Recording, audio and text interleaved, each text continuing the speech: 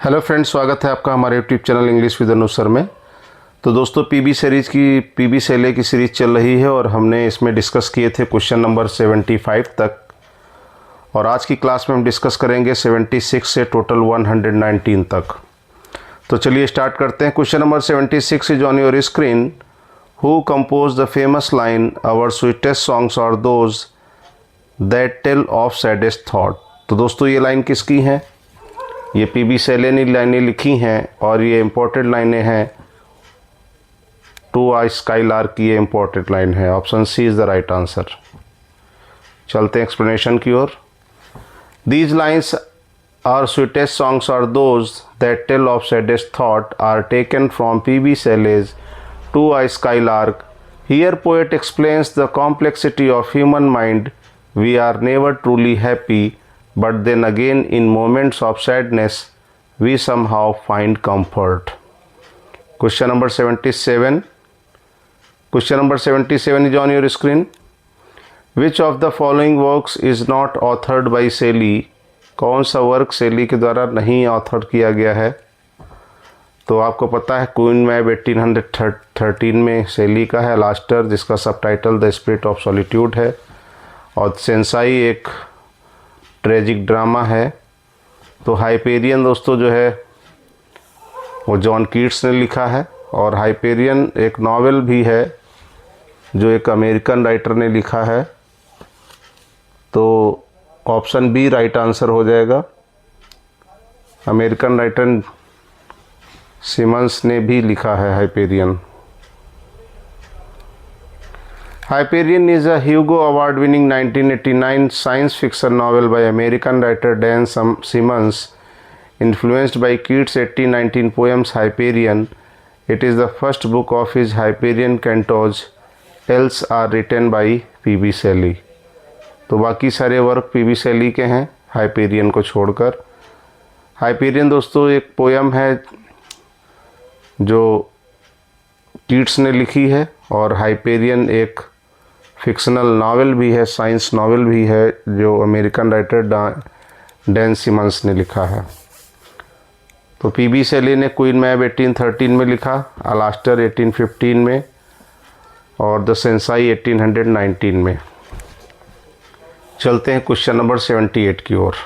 Question number 78 is on your screen. Shelley's poem Adonais is. तो दोस्तों Adonais John Keats की death पे लिखी गई एक पेस्टोरल एलिजी है। तो option D is the right answer. Elegy is the right answer. Adonais 1821 the best known of all Shelley's longer poems is a wonderful threnody or a song of grief or an elegy over the death of the poet Keats. तो दोस्तों Adonis 55 Spenserian stanzas में लिखी है। Total 495 lines की ये poem है, और ये शैली ने जॉन कीट्स की डेथ पर उनको कॉमेमोरेट करने के लिए लिखा था। तो एक ये पेस्टोरल एलिजी भी है, ध्यान रखिएगा। Question number 79 is on your screen. Dash said about Shelley he was alone the perfect singing god. तो शैली के बारे में ये बात किसने कही कि वो इकलौता परफेक्ट सिंगिंग गॉड था? तो स्विनबर्न ने ये बात कही थी शैली के बारे में। Option A Swinburne is the right answer. Swinburne said about Shelley he was alone the perfect singing god. Explanation देख लेते हैं। Swinburne said about Shelley he was alone the perfect singing god. Question number 80 is on your screen. Who wrote The Necessity of Atheism in 1811? तो The Necessity of Atheism 1811 में शैली ने लिखा था, जिसकी वजह से इनको यूनिवर्सिटी से निकाल दिया गया था, और इनके एक फ्रेंड को भी निकाल दिया गया था। क्या नाम था दोस्तों उसका? कमेंट बॉक्स में बताइए आप लोग। In religious matters both Shelley and Hogg, इनके फ्रेंड का नाम हॉग था, were sceptics. This religious skepticism led them to publish anonymously a pamphlet entitled The Necessity of Atheism 1811, which Shelley round to all sorts of people as an invitation to discussion. The upshot of this adventure was that both Sally and Hogg were expelled from the university. तो उन दोनों लोगों को university से निकाल दिया गया था। Question number 81 is on your screen. Adonis 1821 by P.B. Shelley is an elegy on the death of, तो जॉन कीट्स की डेथ पे एडोनिस लिखी गई थी, अभी मैंने आपको बताया था। Option B is the right answer. Adonis, an elegy on the death of John Keats 1821, author of Endymion, Hyperion, etc., is a pastoral elegy written by P.B. Shelley for John Keats in 1821. The poem is in Spenserian stanza of line 9 each. It was published by Charles and James Oliver in July 1821. तो दोस्तों ये 495 lines की total poem है, ध्यान रखिएगा Adonais. Question number 82 is on your screen. Very important line, the line poets are the unacknowledged legislature of the world is by Shelley. Shelley ने ये line लिखी दोस्तों कहाँ पे, कमेंट बॉक्स में बताइए। द डिफेंस ऑफ पोइट्री एक इनका एस्से है, उसमें इन्होंने ये लाइन लिखी है पी.बी. शेली ने, तो ये is the right option. P.B. Shelley in his famous essay A Defense of Poetry written in 1821 and published in 1840 in Essays, Letters from Abroad, claim his famous line, poets are the acknowledged legislature of the world. This essay was written in response to his friend Thomas Love Peacock's article The Four Ages of Poetry, which had been published in 1820. तो दोस्तों ये जो एस्से है defence of poetry, ये एक एस्से work है, ध्यान रखिएगा। पोइट्री देख के ये मत समझिएगा कि ये पोइट्री है। ये वर्क शेली ने अपने फ्रेंड थॉमस लव पीकॉक के work the four ages of poetry के जवाब में लिखा था। तो ध्यान रखिएगा, डिफेंस ऑफ पोइट्री एक एस्से है पी.बी. शेली का। Question number 83 is on your screen. Shelley wrote a pamphlet at Oxford, The Necessity of Atheism 1811. By whom was he inspired? तो शेली किससे इंस्पायर्ड थे? तो ये ह्यूम से इंस्पायर्ड थे। Option C is the right option. Hume's की philosophy इन्होंने पढ़ रखी थी।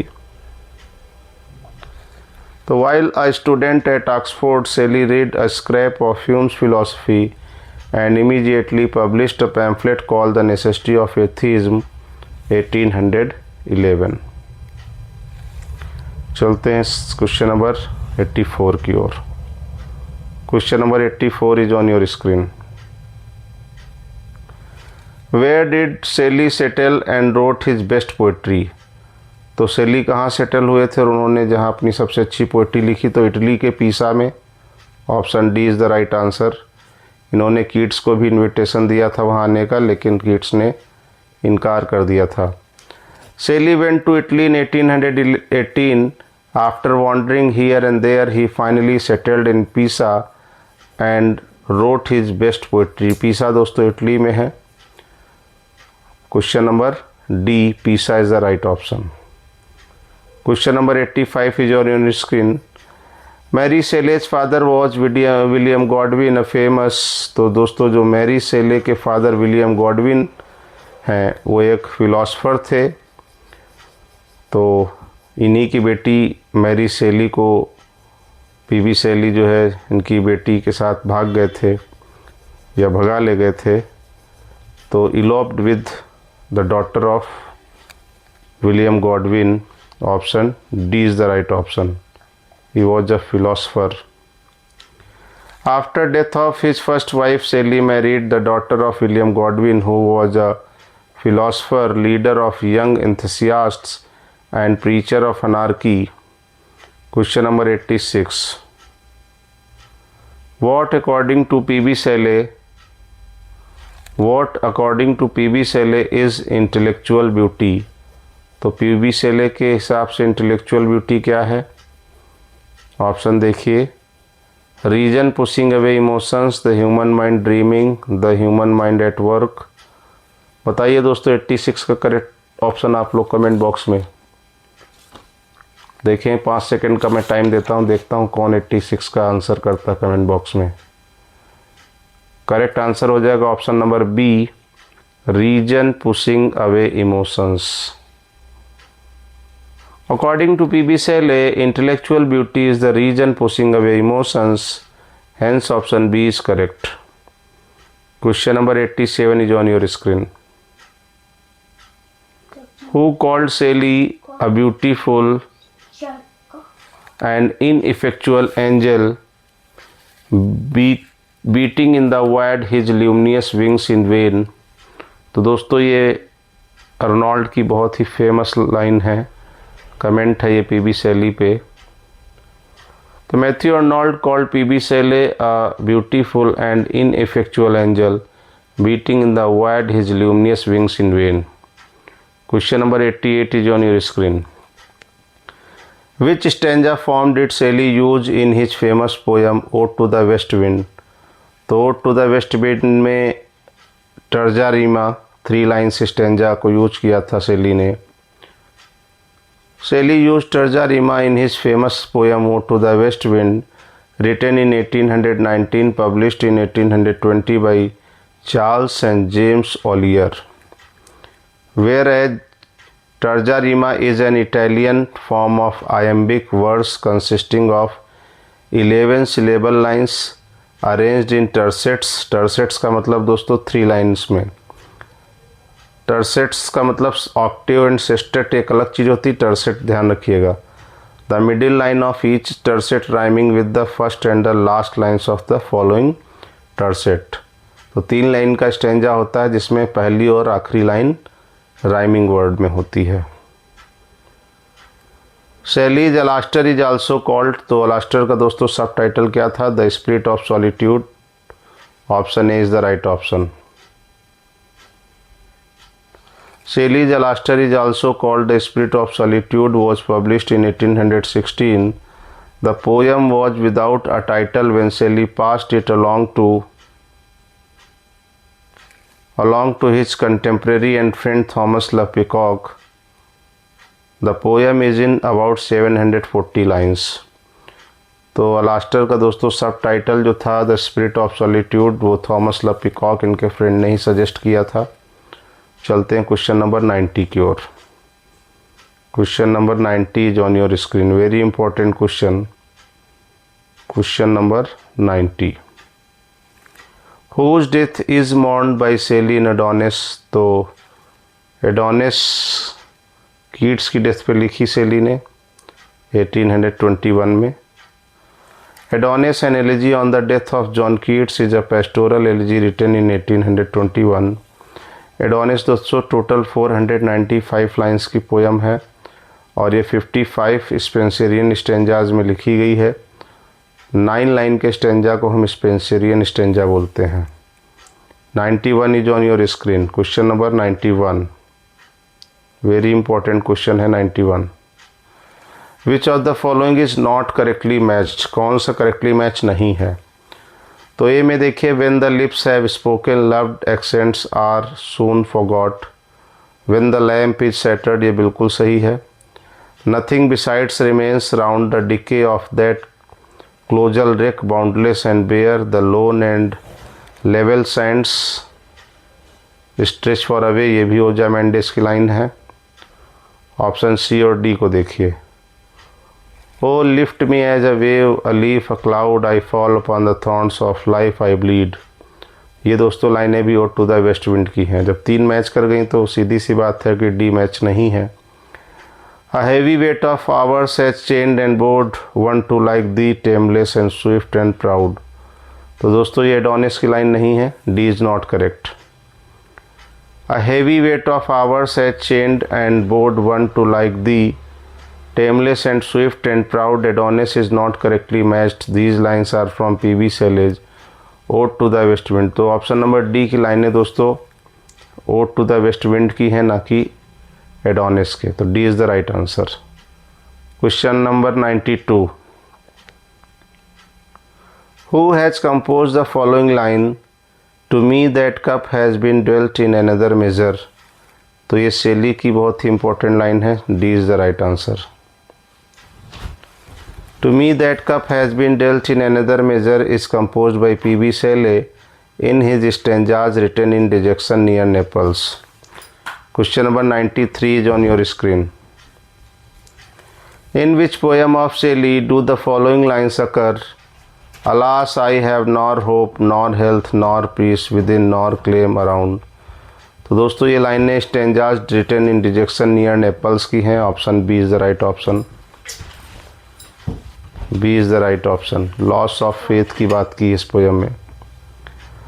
Alas, I have not nor hope, nor health, nor peace, neither nor calm around. These lines occur in P.B. Shelley's stanzas written in dejection near Naples. Question number 94 is on your screen. How many acts are there in Shelley's lyrical drama Prometheus Unbound? तो दोस्तों Prometheus Unbound में 4 act हैं और Sensei में 5 act हैं, ध्यान रखिएगा। Prometheus में 4, C is the right option. Prometheus Unbound is a 4-act lyrical drama by Percy Bysshe Shelley, in short P.B. Shelley. First published in 1820, it is concerned with the torments of the Greek mythological figure Prometheus, who defies the gods and gives fire to humanity. चलते हैं question number 95 की ओर। Which of these poems by Shelley is written in blank verse? इनमें से कौन सी poem blank verse में लिखी गई है? तो दोस्तों द सेंसाई भी लिखी गई, लेकिन ये एक ड्रामा है, पोएम की बात कर रहा है, तो option A Witch of Atlas is the right answer. Witch of Atlas is the right answer. अभिलाष is a lyrical drama, the Triumph of Life is in terza rima, the Cenci is in blank verse but it is a drama, while the Witch of Atlas is written in 8 lines stanza, ottava rima जिसको कहते हैं, in blank verse and is a major poetic work of Shelley। तो The Witch of Atlas एक poetic work है और ये एक blank verse में है, तो A is the right option हो जाएगा। Question number 96 is on your screen.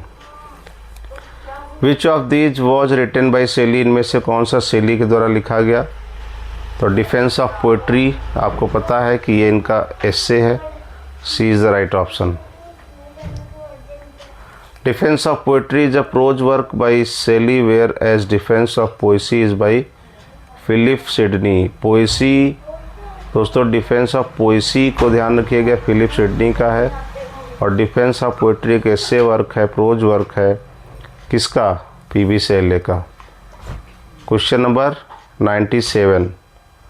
Prometheus unbound is a lyrical drama है दोस्तों। प्रोमेथियस अनबाउंड 4 एक्ट में लिखा गया है। Prometheus Unbound 1820 is a lyrical drama and is the best work of Shelley's revolutionary enthusiasm. Question number 98 is on your screen. Shelley's Adonais is a threnody bewailing the death of. तो Adonais में Shelley ने Keats की death पे लिखा है इसको, B is the right option.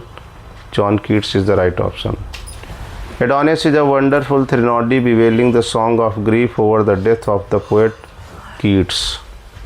चलते हैं क्वेश्चन नंबर 99 की ओर।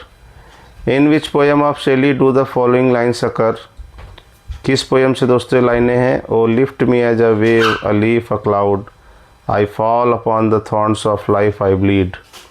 तो Ode to the West Wind की दोस्तों इंपॉर्टेंट लाइनें हैं, शेली ने लिखी हैं। चलते हैं इसके एक्सप्लेनेशन की ओर। These lines are taken from the poem Ode to the West Wind by Shelley. These lines occur towards the end of 4th stanza. Question number 100 is on your screen. The title of Shelley's Incomplete Dream Allegory is, तो incomplete work इनका दोस्तों है the Triumph of life. D is the right option. Triumph of life इनका incomplete work है। The Triumph of Life was an unfinished poem of Shelley and was his dream poem in Terza with the echoes of Italian poets. Question number 101. Shelley's Adonis is, ये एक pastoral elegy है दोस्तों, option number C is the right option. Adonis एक pastoral elegy है John Keats की death पर। Adonis an elegy on the death of John Keats is a pastoral elegy written by P B. Shelley in 1821. It contains 495 lines in 55 Spenserian stanzas।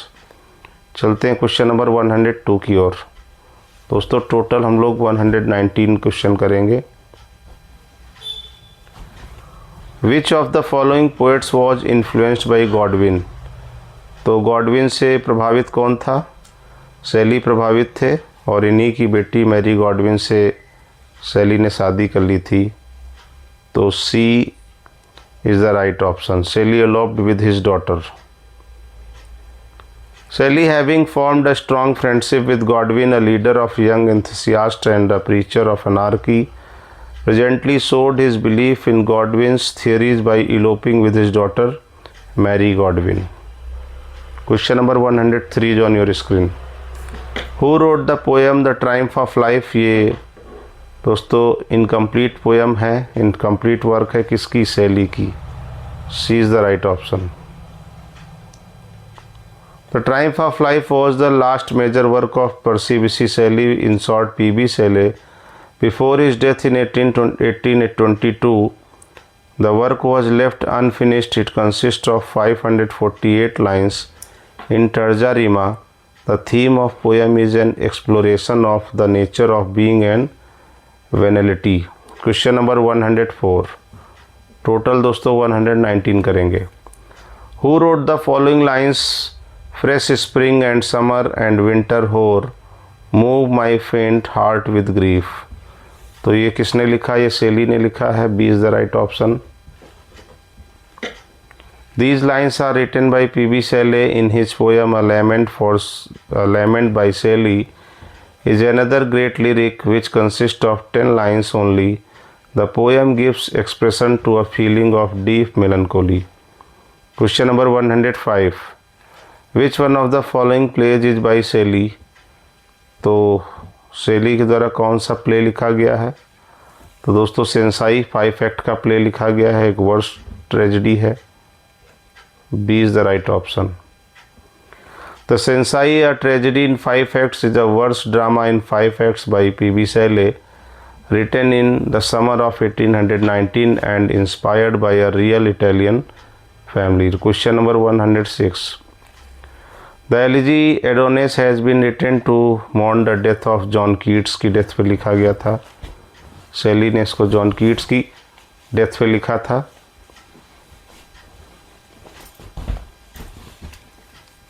John Keats की death पे इसको लिखा था शैली ने, ध्यान रखिएगा।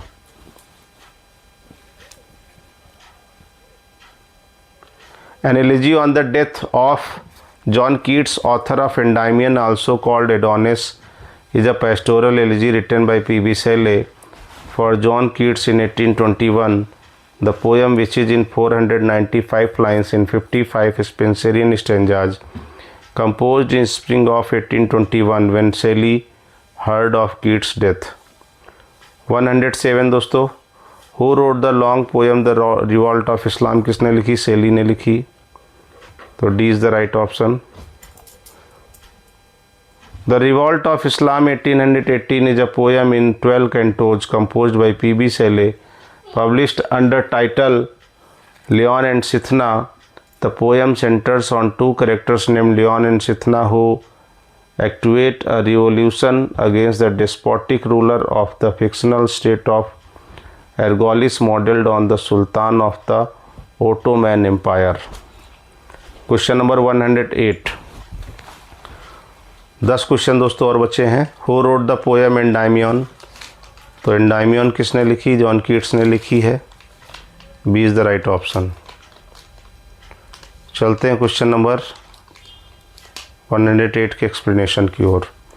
एंडाइमियन is a poem by John Keats published in 1818। It begins with the line a thing of beauty is a joy for ever. Endymion is written in rhyming couplets in iambic pentameter heroic couplets। It is based on the Greek myth of Endymion, the shepherd beloved by the moon goddess Selene, या फिर दोस्तों सिथना भी कहा जाता है, Cynthia sorry, moon goddess Cynthia भी कहा जाता है सेलेने को, ध्यान रखिएगा। 109। Which of the following poem is written in terza rima में Ode to the West Wind लिखिए दोस्तों, 3 लाइन स्टेंजा में। Ode to the West Wind 1820 is masterpiece poem of P B Shelley. It is written in terza rima, hence option is correct. Asia is a character in, Asia character दोस्तों Prometheus Unbound में है, तो ए is the right answer. सेली is Prometheus unbound. Prometheus Unbound is a 4-act lyrical drama by P.B. Shelley published in 1820. Asia is a character in the play, hence option A is correct. 111. Which of the following is considered as P.B. Shelley's masterpiece? किसको कहा जाता है? तो Ode to the West Wind को P.B. Shelley का masterpiece कहा जाता है। Ode to the West Wind is considered as P.B. Shelley's masterpiece, hence option A is correct. Ode to the West Wind. 112 देखिए, which among the following was not complete composed by P B. Shelley, इनमें से कौन सा PB. शैली ने compose नहीं किया? तो दोस्तों लेमिया द सरपेंट वुमेन ये कीट्स का वर्क है, बाकी revolt of Islam, Prometheus unbound, the Sensei ये शैली के वर्क हैं। Lamia is compose bye John Keats, Lamia एक सरपेंट वुमेन थी और उसके लवर का नाम लाइसियस था। So this poem was not composed by P.B. Shelley, hence option D is correct. 113. The Necessity of Atheism 1811 was written by P.B. Shelley. B is the right answer. तो Necessity of Atheism 1811 में P.B. Shelley ने अपने एक friend hoc के साथ में इसको लिखा था और दोनों लोग को यूनिवर्सिटी से निकाल दिया गया था। The Necessity of Atheism 1811 is an essay on atheism by the English poet P.B. Shelley, published in 1811, hence option B is correct. चलते हैं 114 दोस्तों, 5 क्वेश्चन और बचे हैं बस। The correct title of Shelley's poem is, तो शेली की पोएम का करेक्ट टाइटल है to a skylark.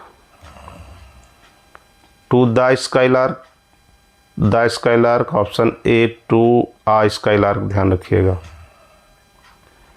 To a skylark is the correct title composed by P B. Shelley in late June 1820 and published with Prometheus Unbound, hence option A is correct. Last 4 question दोस्तों बचे हैं। The lyrical genius of dash can be experience is poem in poem like Ode to the West wind, to a skylark और अलास्टर, तो दोस्तों Shelley, B is the right option. P.B. Shelley was an English romantic poet. Shelley's genius mainly rests upon as lyric poet. Swinburne truly regards him the perfect singing god. Swinburne ने Shelley को perfect singing god कहा है। 116 is on your screen. Who said poets are the mirrors of the gigantic shadows which futurity cast upon the present, तो ये line शेली ने कही है दोस्तों। P.B. Shelley, A is the right option. P.B. Shelley said, poets are the mirrors of the gigantic shadow which futurity cast upon the present, hence option is correct. 117. Make me thy lyre even as the forest is, मुझे अपनी वीणा बना लो जैसे ये जंगल तुम्हारा है, इस तरह जंगल को बनाया अपनी हवा से। What if my leaves are falling like its own, the above lines are taken from, तो Ode to the West Wind में दोस्तों ये लाइन आती हैं और इसी में कवि कहता है कि मुझे अपनी वीणा बना लो। दिस लाइन्स अपीयर्स, यहाँ दिस नहीं दोस्तों, या तो दीज होना चाहिए और या फिर दिस लाइन लिखा होना चाहिए, तो दिस लाइन नहीं दीज लाइन्स होना चाहिए, THESE। These lines appear from Ode to the West Wind, written by P.B. Shelley. This poem is an ode composed in 1819 near Florence in Italy. Hence option D is correct. 2 question बचे हैं दोस्तों। Prometheus Unbound, a lyrical drama, is the best work of, तो lyrical drama है P.B. Shelley का Prometheus Unbound 1818 to 1820। Prometheus Unbound is a lyrical drama told in 4 acts by P.B. Shelley. It was first published in 1820, hence option C is correct. Last question of this class friends, in which of the following Shelley supports bigamy. तो bigamy का support किस में करते हैं? Prometheus Unbound, D is the right answer. तो Prometheus Unbound में bigamy का support करते हैं। बाइगैमी का मतलब दोस्तों क्या होता है? जो दो शादी करे। Shelley supports bigamy in Prometheus Unbound. It was a lyrical drama written in 1819 and it is divided into 4 acts. तो Prometheus Unbound दोस्तों 4 एक्ट में लिखा हुआ लिरिकल ड्रामा है। 1819 में लिखा गया और 1820 में पब्लिश हुआ। तो ये थे दोस्तों शेली पे इम्पॉर्टेंट 119 क्वेश्चंस, और यहीं पे हमारा पीबी शैली राइटर फिनिश होता है। अगर आपको वीडियो अच्छा लगा हो तो वीडियो को लाइक कर दीजिएगा, चैनल को सब्सक्राइब कर लीजिएगा ताकि मेरी हर क्लास आप तक पहुंचती रहे। चलिए मिलते हैं नेक्स्ट राइटर के साथ। Thank you so much.